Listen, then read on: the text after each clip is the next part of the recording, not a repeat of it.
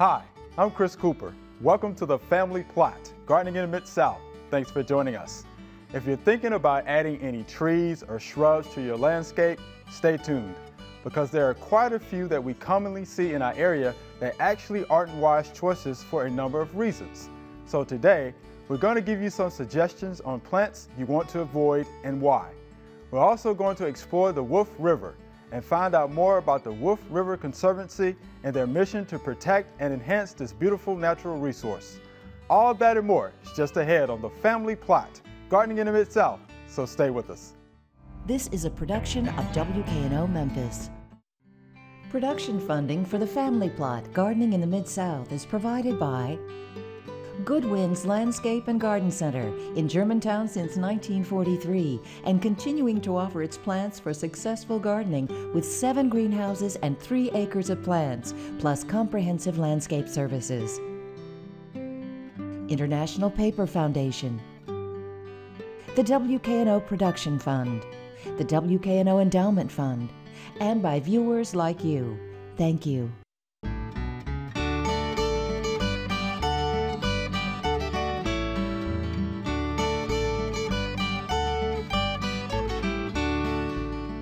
Hi, welcome to the Family Plot. I'm Chris Cooper. Joining me today is Carol Reese. Carol is a horticulture specialist for UT Extension, and Kathy Justice is here. Kathy is the Director of Education for Wolf River Conservancy. Thanks for joining me. Glad to be here. All right, this is going to be fun. Okay? All right, Miss Carol, let's talk about plants that consistently have problems. Let's see if we can help the people out. And no, I'm always kind of surprised that nurseries consistently sell them. So yes, they consistently do, right? Yes, they do. Of course, we might think of it as job security. Yes. And unfortunately, a lot of times they're really attractive plants, and the first and one that jumps to mind to me is the ornamental cherry. Yeah. And Yoshino, of course, a very popular cultivar. And they are beautiful, but they have borer and fungal canker, and you know that as a county agent. You'll get a call, and as soon as you know what that plant is, you have a great idea of what the problem is. That's right. I already know. Mm-hmm. So I tell people, doesn't mean never plant one. Plant it where you can afford to lose it. We can afford to lose it. Well, like I like to quote Mike Durr on that. He said, chocolate cake doesn't last long at his house, okay. But it doesn't mean he never ever gets any. So you can't think of it as a very permanent part of your landscape. Okay. Of course, some other ones that have been very popular in our landscapes, and for good reason, because they were fast growing and made a quick screen, would be the Leland cypress, which are dying of ceridium canker for the most part. There are other cankers that they get. But of course, the first mistake people made there was planting a row of single species. And that's a big gamble because you never know what new disease or insect's going to come down the pipe.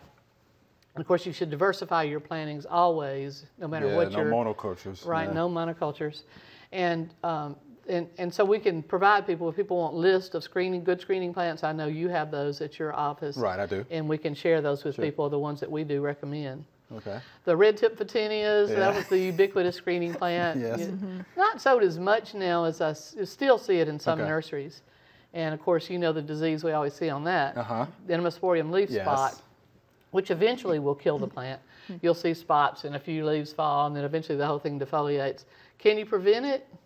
Yes. Yes. But you have to start spraying before bud break and continue to spray all through the summer months, every couple of weeks. And I'm not willing. I don't want to do that. No. Especially when there's other plants that could replace, that you could use that would not require all that spraying. Okay. So just a couple of suggestions for replacements for screening plants would be maybe some of the cherry laurel. There's a lot of great hollies. Southern wax myrtle, one of our wonderful natives that's very fast growing and smells like Christmas candles. Are really good plants. So that's a good description. Yeah, Christmas candles. Okay. So those are some things we might talk about replacing those screening plants with. And then another plant so popular in the trade, and I'm not sure why, is the little Japanese holly. Yeah. Well, I hate meatballs anyway. I mean, it's the ubiquitous green meatball. And whenever I see them in the landscape and they're starting to die, before I even get close enough to ID it, I know it's probably Japanese holly, and often it's helleri, one of the worst for getting the black root rot. Yes. So with those, you could go with another kind of natural meat ball is a dwarf compact form of our native Yaupon holly, the dwarf Yaupons. And there's more than one cultivar of those available. So that would be a more durable plant. And I've gotten a reputation for being anti-boxwood, and I'm not. I like boxwoods. Be careful, Dale Skaggs. I know, I love Dale Skaggs, and I love boxwoods. But I see them fail so often in the hands of new gardeners. Because they have to be so properly sited. And if you fail in that siting, then they're going to fail you. Yeah. Okay. So they have to have perfect drainage. The common box actually would prefer some shade and some shelter from the cold winter wind. And of course, there are some cultivars that are a little bit tougher and more durable. And Dale and the Dixon Gardens is a great resource for that. Great. Yes. Okay. Now, what about Bradford pears? Don't you like Bradford pears? Yeah. Miss Kathy, don't you like Bradford pears? I'll concede they're pretty. There you go. Spring. There you go. And more than one season of interest. You got great fall color and great spring color, and the cute little lollipop. They were so attractive. And it isn't just the splitting, you know, that we see, because once they gain some stature, they grow themselves apart. Those tight limbs just kind of explode the tree. But also there's even a new disease, and people are probably seeing this in their landscape. You'll see a row of Bradfords, and in late summer one starts turning red before the others and starts losing some of its foliage. And it actually hasn't been totally diagnosed. Our pathologist, Alan Wyndham, has been working on it, and then the Arkansas pathologists have been trying to figure out. They do relate it possibly to a fungus called dead man's fingers. They find sometimes on the roots. But, you know, we're not particularly mourning this plant's loss, are we? No. You talk about a monoculture. I mean, those things are everywhere. Right. So. Tree most likely to fall on your car, most often planted in parking lots. Yeah. That's not from experience, is it? Oh, no. Okay, I hope not. Now, what about a good substitute then for the Bradford pears? Well, one I'm really fond of is actually a small deciduous magnolia called Wada's Memory. Wada's Memory is going to be white flowering, early spring flowering, maintains that nice tight pyramidal form, but it's strong wooded. And as yet has no pest or disease problems. So we're always, you know, again, diversify those plantings all the time. And the other I really love are the fringe trees. We have both Native American fringe trees and the Chinese fringe trees. One problem with their growth habits, they often tend to be more wide than tall, but they are actually coming out with cultivars that have more upright forms.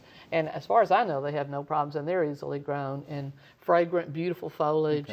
So those would be another recommendation. Now, quickly, let's have a discussion about bacterial leaf scorch in the pin oaks. Good for you, yes. Because bacterial leaf scorch will take out pin oaks. So we want to make that clear. They will over time. Yes. It takes a while to kill one. It takes a while, but eventually knock it out. So what about good substitutes for the pin oak? Well, I love the Shumards, and the Nuttalls are tremendous native oaks. And then because of Plato Tuleotus's presence here in Memphis, whose loss we still mourn, the swamp chestnut oak, or he called the cow oak, is a fantastic oak that should be used more widely, I think, in this area. So those would be good, and the bacterial leaf scorch has caused the pin oak to be the #1 removed tree now in West Tennessee. Because say that again. The #1 tree, according to our main arborist in Jackson, Tennessee, that's the tree he removes more than any other is our pin oaks. All right, well, there you have it from Ms. Carol Reese herself. Thank you for the information. Glad to do it. All right. There are a number of gardening events going on in the next couple of weeks. Here are just a few that might interest you.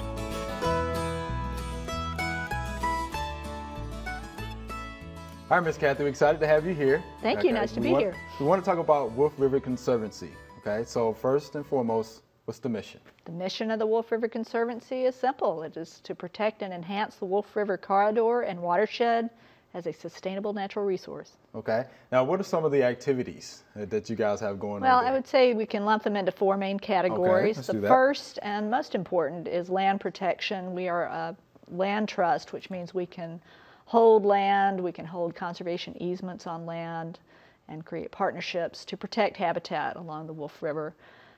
We're also working on a huge project called the Wolf River Greenway, which will be a long trail along the Wolf River for biking and hiking. How long will that trail be? Would you happen to know that? Or? Total length would be 30 miles from the Mississippi River all the way out to the edge of Collierville. Of course, the Wolf River Greenway right now is the portion within Memphis, which is 22 miles long. Okay, that's pretty good. Yeah, and then other activities, environmental education, which is my main activity, and then recreational activities like paddling on the Wolf River for our members. Okay, yeah, I hear a lot about that. Yeah, it's great. Okay. Well, let's talk about some of your activities then. What are some of the things that you do? Okay, well, lots going on.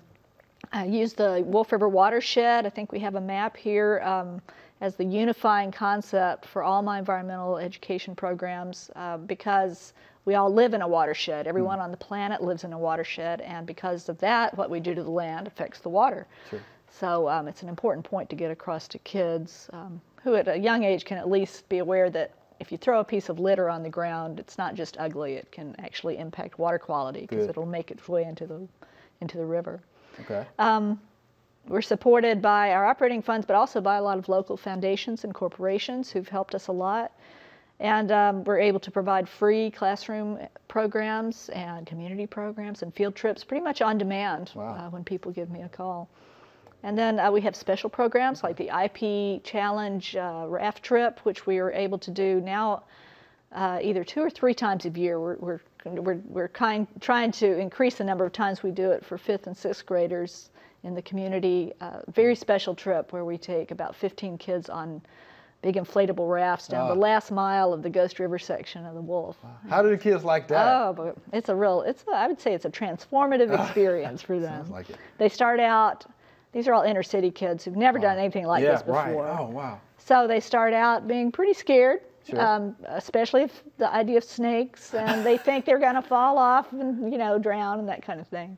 I go out to the classroom beforehand. We have a nice PowerPoint presentation and talk about their fears, and by the end of the day, after they've completed the raft trip, they're so proud and excited and big smiles. They just have a wonderful time. Wow. Yeah. That's so great that you're teaching them about environment at that age, because then they'll grow up with that consciousness. That's right. So and I want to point out that's supported by International Paper. Okay. Plow Foundation has provided support for a great similar program called the Wolf River Conservation Corps. Okay. So this past summer, for example, we had 6 one-week canoe training programs for inner city kids. We worked with Buckman Boys and Girls Club of Memphis. We worked with Girls Inc.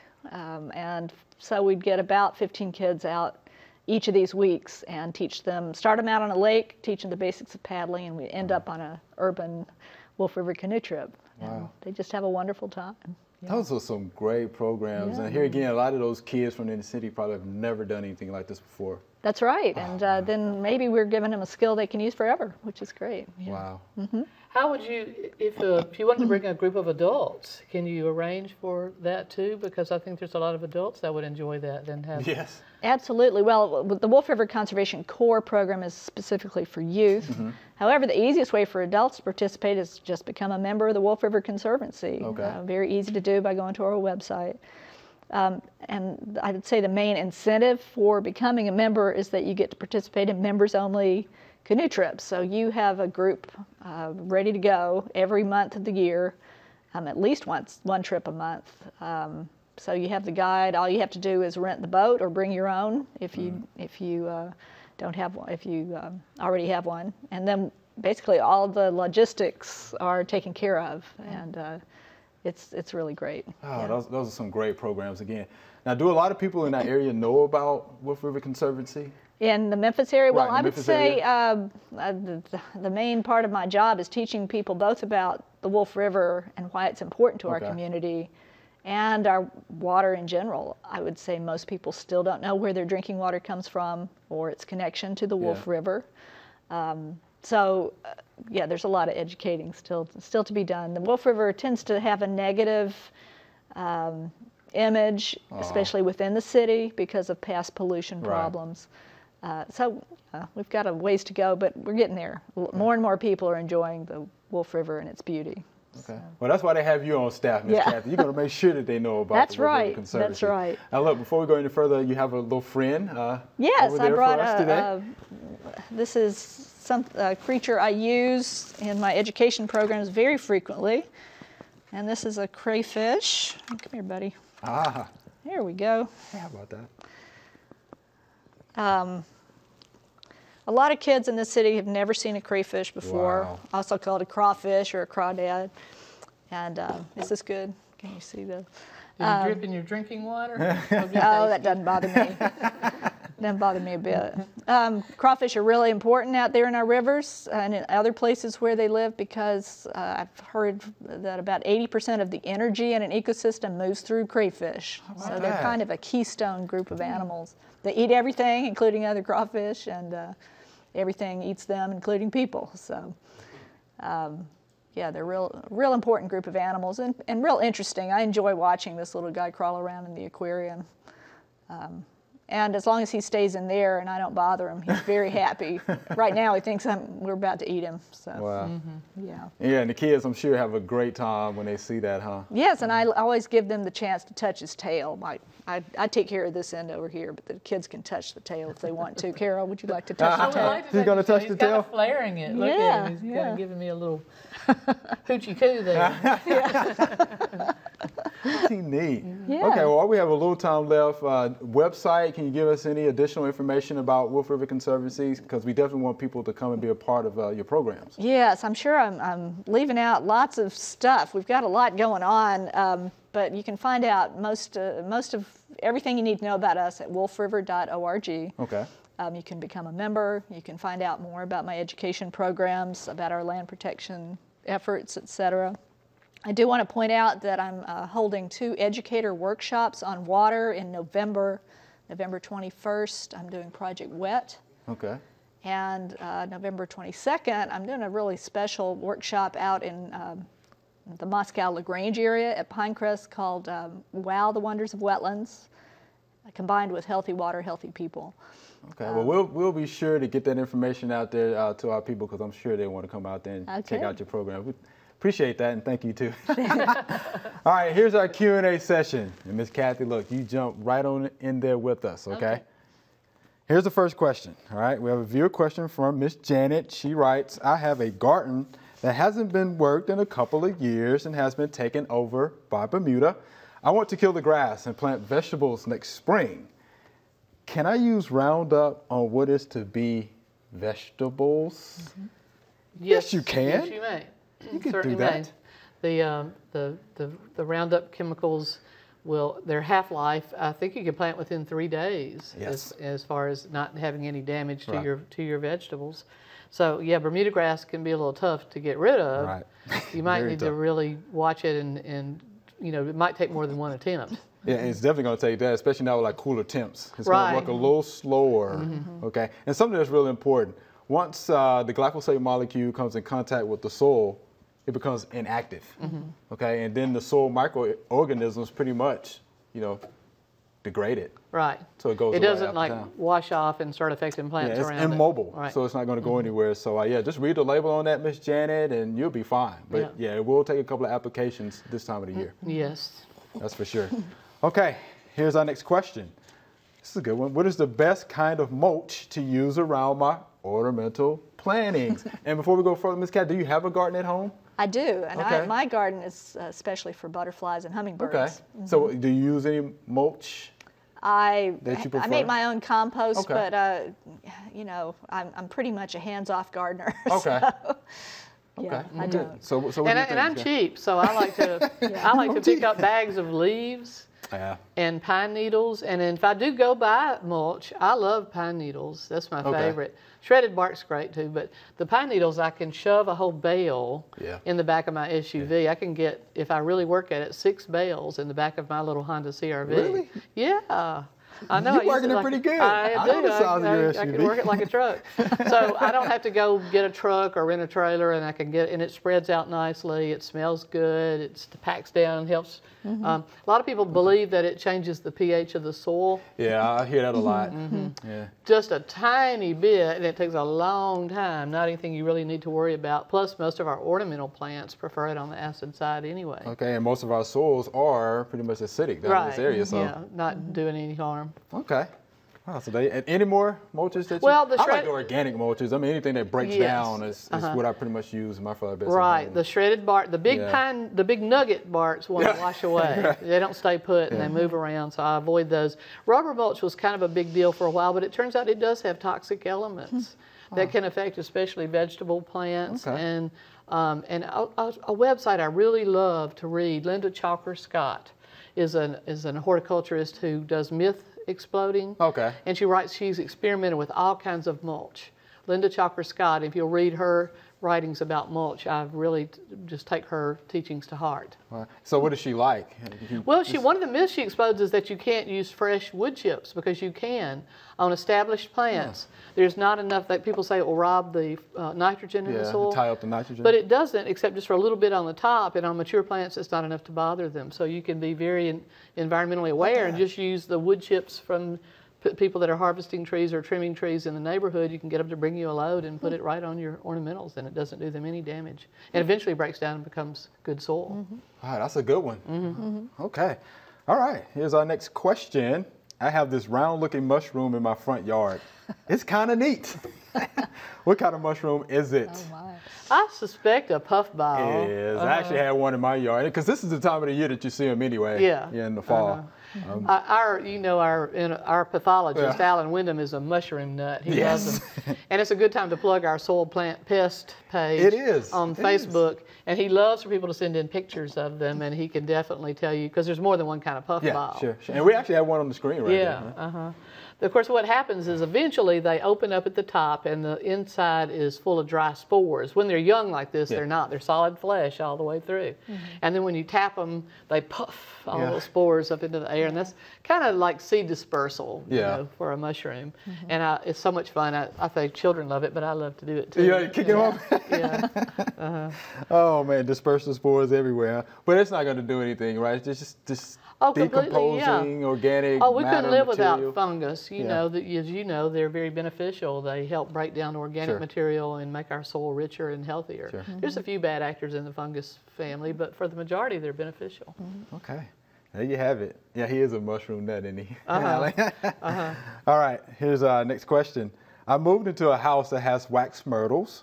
They were severely pruned. Oops. Is there any way to restore them back to their natural shape? Good question. They will. What do you think? It just takes time. They're very fast growing. Okay. The problem with maybe them growing back, if they've been cut back to stumps, is the new growth. They do tend to be a bit brittle, even when they haven't been cut back severely and send out a lot of new growth. But even if that happens, if they snap in an ice storm or a windstorm, they grow back quickly. So I think you just let them grow and kind of train them up like you would try to restore a butchered crepe myrtle, perhaps. Oh, okay. And eventually you're going to have a good, healthy plant. It's a great native plant that'll tolerate most any situation we put it in. Okay. Well, while we have a little time, let's talk about pruning. Okay. Okay. How do you go about pruning, you know, some of these shrubs that we're talking about, though? I mean, first of all, anything that's diseased or crossed, I mean, of course, we're going to get rid of those. So. Yeah. Well, that and I tell people, and we know this with trees, but people don't somehow transfer that knowledge to shrubs as much. You should never see a stub when you get through pruning. Stubs can't heal. You always remove any branch or stem that's gotten too long back at where it emerged from that plant. And it doesn't have to go all the way back to the ground. It may be back to the next branch. Okay. So when you're finished pruning, you have a very naturalistic form, and you can just keep doing that gradually till you get it down to the size that you want. And then any regrowth will be very naturalistic as well. And especially with southern wax myrtles, crepe myrtles, Japanese maples, if you limb them up and just remove those limbs that might have gotten in the sidewalk or against the house, remove that entire limb, you'll still maintain a beautiful, graceful shape and eventually get it overhead. Okay. So that there's no longer a need to prune. Okay. Why do we see such harsh pruning practices, though? I don't know. People just kind of brutally want to, there's that limb, you know, they just think. Crepe murder. Yes. She knows all about, stop the chop. Stop the is chop. What you say. And with shrubs, because somehow they got the idea, I think, that these uniform geometric shapes were the way to go. But I think it's just a bad habit we picked up from the neighbors. Yeah.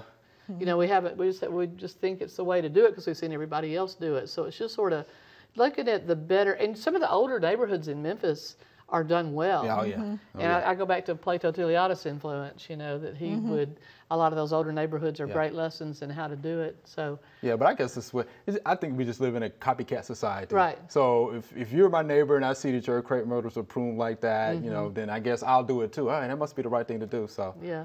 But all right. And there are reasons sometimes to shear a shrub in a particular geometric form if you want a real strange design intention. But most of the time I prefer them left in a natural form. Okay, and no meatballs. No meatballs. All right, that's all we have time for today. Thanks for watching. Don't forget, you can watch past episodes of The Family Plot online. Just go to WKNO.org and click on KNO Tonight. I'm Chris Cooper, and be sure to join us next time for The Family Plot, Gardening in the Mid-South. Be safe.